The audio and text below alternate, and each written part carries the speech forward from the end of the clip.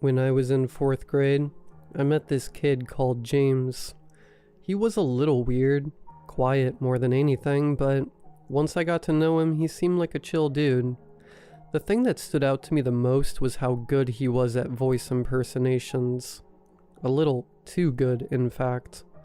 I would have mistaken his voice acting for the person he was imitating if it wasn't for the fact that it came out of his mouth. However, there was one incident that made me want to stay away from this kid.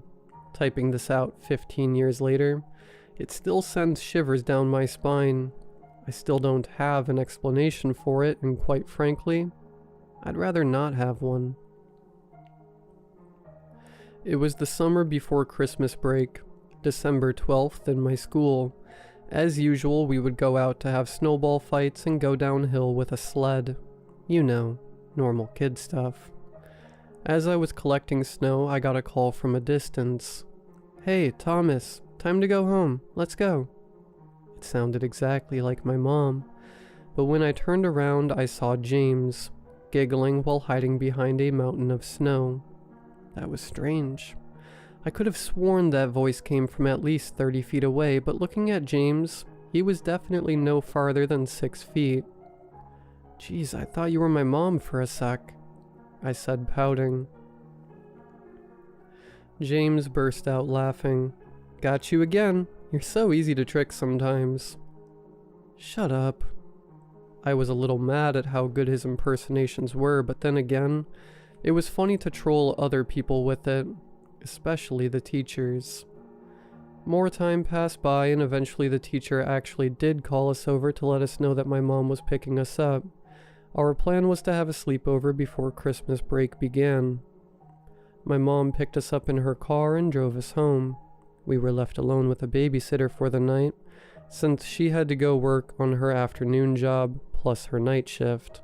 She was a single mother juggling 3 jobs, so it isn't necessarily easy for her. James and I were in the playroom for a while before nighttime came. Bedtime was coming up, but knowing James, he was gonna find a way to stay up and perform some of his shenanigans.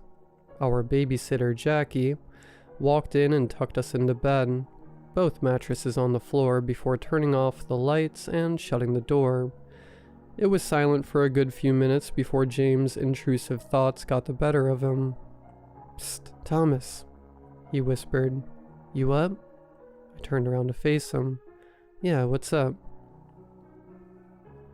Even though it was dark, I could sense James' devious grin. Clearly he thought of some crazy idea. Clearing his throat, he spoke. "Wanna play a game?" His voice caught me off guard. He perfectly impersonated the voice of my crush at the time, Hannah. Again, I could have mistaken it for her, if it wasn't for the fact that I could see James' face right in front of me. "Why would you use her voice on me like that?" I slapped his shoulder. He had his face buried in his pillows, holding his laughter. James' voice went back to normal. "Let's play find and listen," he proposed. For context, Find and Listen was a game James made up when we first met. I don't know if he had that idea before, but I'd rather not know. The game was that you would stand in the middle of a dark hallway and see what your eyes would start making up to scare the crap out of you. It was a really weird game, I know, but we were kids and James was, well, James, so I went along with it with my naive mind. "You should go first," said James, grinning. "I'll buy you a pack of Oreos if you do." "Fine," I replied, getting up. Tiptoeing, I peeked under the door to see if Jackie was still awake. To our amusement, all the lights to the house were turned off and I couldn't hear the TV, so I slowly creaked the door open. The coast was clear.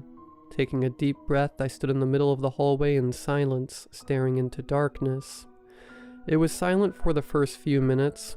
Even James, who would usually already be laughing his butt off, was completely quiet. Besides the dark walls getting bigger and smaller as I looked around, nothing abnormal happened at first. The first weird thing came soon after. Slight breathing was being heard from far away. It wasn't any breathing I recognized, though. Eventually the sound went from breathing to a subtle groan. A very, very deep groan. I started feeling pressure on my chest as if someone's entire weight was slamming against it. My breath shortened, body shaking.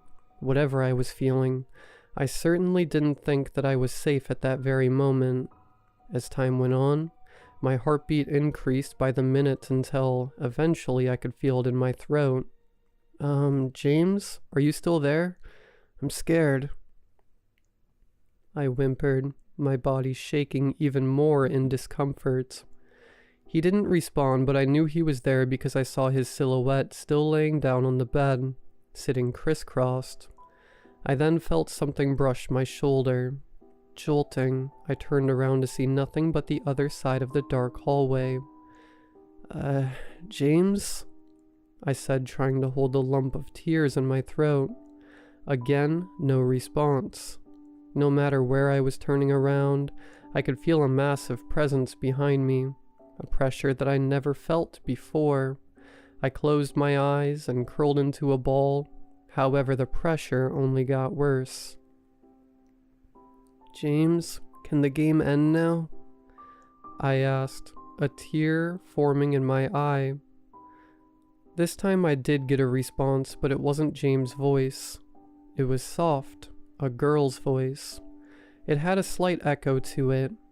I thought you were having fun, it said. James, seriously stop, I said a bit louder. The pressure from behind me switched to right in front of me. I could feel something right in front of me, staring at me with an intense glare. Hot breath simmered across my cheeks. It smelt bad, horrific even. Come on, why don't we play together? Asked the same female voice again. A gentle hand ran its fingers across my shoulder. I tensed up my whole body, holding my breath. Even though I was used to James' impersonations, this presence felt different, paranormal. The voice then went from a gentle female voice to a deep, threatening growl. It's okay, it said. Suddenly, I began feeling lightheaded. My consciousness began leaving me. It was a strange feeling I can't yet comprehend, even after so many years. The best way I could describe it is when you start seeing stars and feeling lightheaded after getting up too fast, combined with my head getting pulled upwards. I gasped and opened my eyes, and there it was. A dark figure with piercing red eyes and sharp teeth grinning right at me, its face longer than a console table. I let out a blood-curdling scream, tears running down my face. Almost instantly, the lights to the hallway turned on, and Jackie, my babysitter, ran up to me, asking if I was okay in a panic. I was paralyzed, petrified. My eyes were widened, body still shaking, tears still dripping down my cheek. Next to Jackie was James, his face looking just as terrified. However, something about him felt off. His eyes were glowing a little more than usual. Not too much, but in a weird way, as if the glow was residue, slowly diminishing into nothing. Although barely noticeable, I could see it. James' glare was too familiar to me. But if that was the case, then what did I see? Why did it look so different to the James I knew? I couldn't sleep that night. I insisted that the lights in the house stayed on until my mom came to pick me up. I slept next to her that night, and James was sent home early. He didn't come back after Christmas break. No one knows why James' family decided to leave without saying a single word after that. Not only did he leave the school, but the city. Strangely enough, no one has heard from him since. 15 years later, I still can't explain what happened that night. Like James' eyes glowing, his overly perfect voice impersonations, his strange personality, the eerie games that he liked to play. But one thing's for sure, I'd rather not have an answer to any of it.